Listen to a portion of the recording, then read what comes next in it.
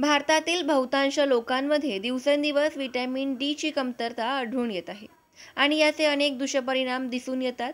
सूर्यप्रकाश हा vitamin D मिळवण्याचा नैसर्गिक स्रोत असला तरी शहरीकरण, घरामध्ये अधिक वेळ घालवणे, प्रदूषण आणि सौर किरणांचा बचाव करण्यासाठी वापरले जाणारे सनस्क्रीन यांसारख्या कारणांमुळे शरीराला आवश्यक प्रमाणात हे जीवनसत्व मिळत नाहीत. व्हिटॅमिन डीच्या कमतरतेमुळे हाडे कमकुवत होतात, कारण हे जीवनसत्व कॅल्शियमच्या शोषणासाठी अत्यंत महत्त्वाचे आहे. यामुळे हाडांचे फ्रॅक्चर होण्याचा धोका वाढतो. लहान मुलांमध्ये हे रिकेट्ससारख्या आजाराला कारणीभूत ठरू शकतात, ज्यामुळे हाडे वाकडी होतात आणि वाढ खुंटते. तसेच स्नायूंच्या अशक्तपणामुळे सतत थकवा आणि दुखणे जाणवू शकते. याशिवाय व्हिटॅमिन डीचा प्रभाव केवळ हाडांपुरताच मर्यादित नाही. त्याची कमतरता असल्यास रोगप्रतिकारशक्ती कमी होते, ज्यामुळे वारंवार सर्दी, खोकला किंवा विविध संसर्गजन्य आजार होण्याची शक्यता वाढते.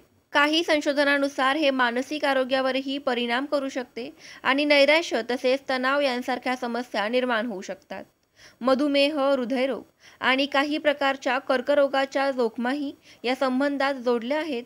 एकूणच भारतीय समाजात व्हिटॅमिन डीची कमतरता ही एक गंभीर समस्या बनत चालली आहे, जी अनेक आरोग्यविषयक समस्यांना जन्म देऊ शकते.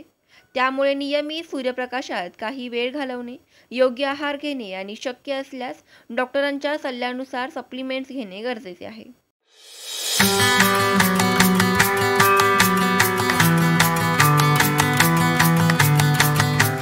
धन्यवाद. अशाच माहितीसाठी पाहत रहा आपले आरोग्य विश्व.